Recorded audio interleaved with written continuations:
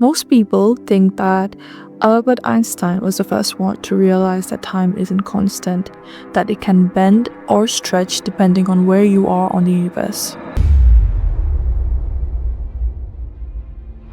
But what if I told you that over thousands of years ago, the Srimad Bhagavat recorded a case of time dilation so extreme that it makes the movie Interstellar look like a child's play?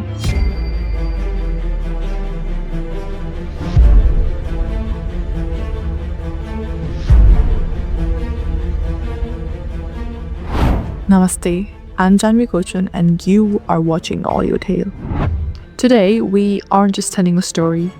We are diving into the 9th Canto of Bhagwat Purana to explore the accounts of King Kakudmi. This isn't just a mythology. It is a profound lesson on the dimensional layers of our universe and also the terrifying reality of cosmic time. In Satya Yuga, there was a king named Kakudmi. He was not merely a ruler, he was a scion of the Surya Vansh, the illustrious Sun dynasty. He ruled the shimmering city of Kushasthali, which would centuries later become the site of Krishna's Dwarka. But the king faced a dilemma that no earthly wisdom could solve. His daughter Revati was a being of such celestial grace that the kings of the earth seemed like shadows in her presence. Seeking a match worthy of her divine nature and encouraged by his court sages, Kakudmi decided to do the unthinkable.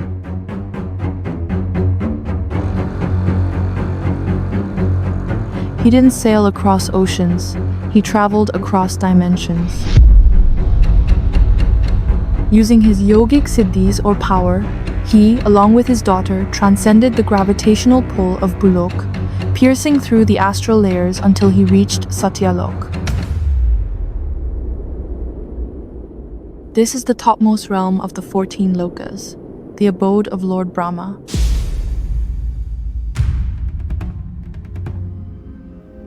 So as Kakudmi and Revati stepped onto the crystal soul of Satyalok, they found a world that defied human comprehension. This was the Brahma Sadas, the assembly hall of the Creator. The king found Lord Brahma occupied, completely immersed in a celestial concert. The performers were the legendary Gandharva brothers Haha and Huhu.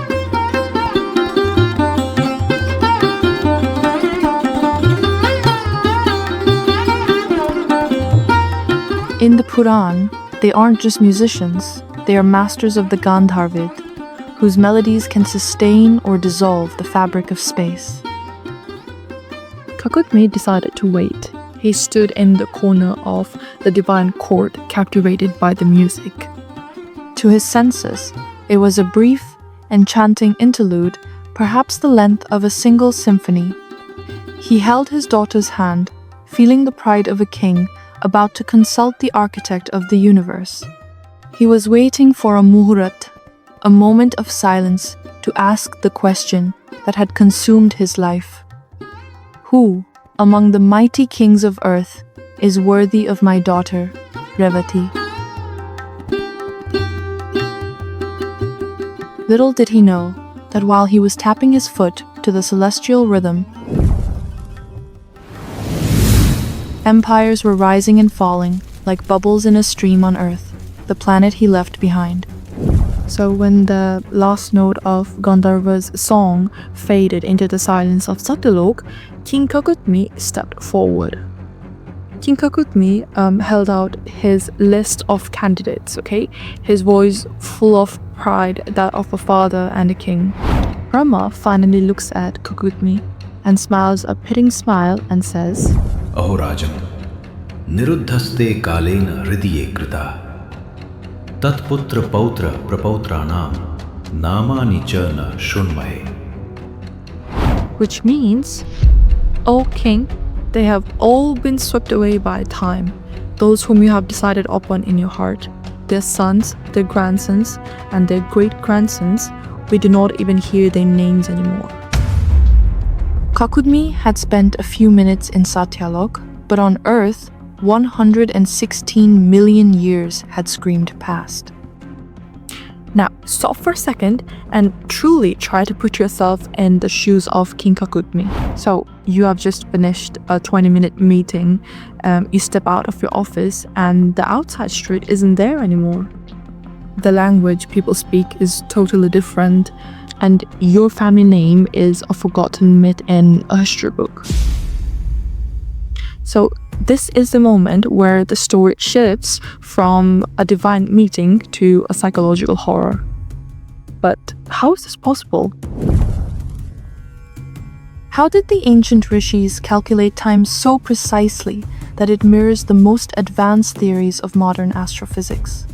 To understand the answer Brahma gave, we have to look at the Hindu clock of the cosmos, a system of timekeeping so vast it makes our human history look like a blink of an eye. And trust me, when you see these numbers, your perspective on the reality will never be the same. So to truly understand the scale of Kakudmi's time jump, we have to look at Srimad Bhagavat, which outlines the precise units of the Vedic time. It begins with the Truti, the smallest fraction of a second, and scales up to the life of the universe itself. Brahma revealed to the king that 27 Chatur-yugas had elapsed. But what does that actually mean? In the Vedic vision of time, a Chatur-yuga, also known as a Mahayuga, is a precise cosmic cycle. It is formed by 4 vast ages, each marking a gradual shift in consciousness and cosmic balance. Satya Yuga, the age of truth and perfection, spans 1,728,000 years. As righteousness gently declines, it transitions into Treta Yuga, lasting 1,296,000 years. This is followed by Dwapar Yuga, an age of struggle and diminishing harmony, enduring for 864,000 years. Finally comes Kali Yuga, the age we live in now, an era of conflict, confusion, and rapid decay, yet it still stretches across 432,000 years. So total them together and you get 4,320,000 years. And multiply that by the 27 cycles Kakudmi missed. We are looking at 116.64 million years. And for a long time, Western historians have viewed these numbers as mere mythological exaggerations, but then came the modern physics. In Einstein's general theory of relativity, we learn about gravitational time dilation. It's a proven fact. The stronger the gravity of a location, the slower time passes there. If you were to stand near a massive object like a black hole, 1 hour for you could be 7 years for someone on Earth. The Puran describes Satyalok as the highest point of the material egg or Brahmand, a realm of the highest vibrational frequency. By placing Kakudmi in a higher dimensional plane, the ancient texts are describing conceptually similar phenomenon, relative time. While the king's biology was anchored to the slow-moving, high-frequency time of Satyalok, the Earth was spinning through its low-frequency cycles at a frantic pace. He didn't just wait. His very atoms were vibrating at a different rate than the world he left behind. So this is the intellectual core of the lesson, the relativity of planes. So in Srimad Bhagavat, it describes that the physical laws of our earthly realms or Bulok do not apply to Satyalok. And this aligns with modern physics time dilation, which basically means that it is the idea that time moves slower in higher gravitational fields or in different dimensions. The Puran were telling us that time is a local phenomenon and not a universal one. Kakudmi returned to a world he didn't recognize. the air was different. Humans had physically shrunk in size and spiritual capacity. His daughter, Revati, who was born in a higher age, towered over the men of this new era. Following Brahma's advice, he sought out Lord Balaram, the avatar of Sheshnag. The scriptures tell a fascinating detail. Balarama looked at the giant Revati, took his plow, and lightly pressed it on her shoulder to shorten her to the size of the people of that age. This symbolizes the adaptation of higher consciousness to a lower, denser reality. So, what is the takeaway for us today? The story of Kakudmi is a reminder of our own insignificance in the face of cosmic time. We worry about our daily stresses, our 24-hour cycles, and our 80-year lives. But in the grander vision of the Vedas, we are living in a flicker of Brahma's eye.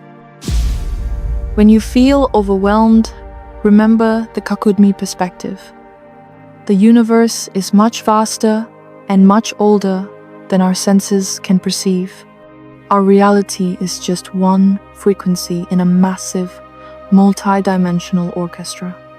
And perhaps the most humbling realization of all, our ancient scriptures spoke of this vastness long before telescopes, equations, or modern science existed.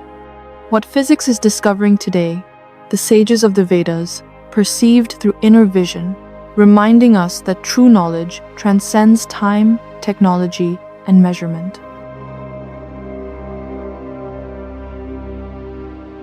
So if you found this exploration on Vedic science time interesting, check out my previous video on the 4 Purusharthas to learn how to live a meaningful life in this cosmic cycle.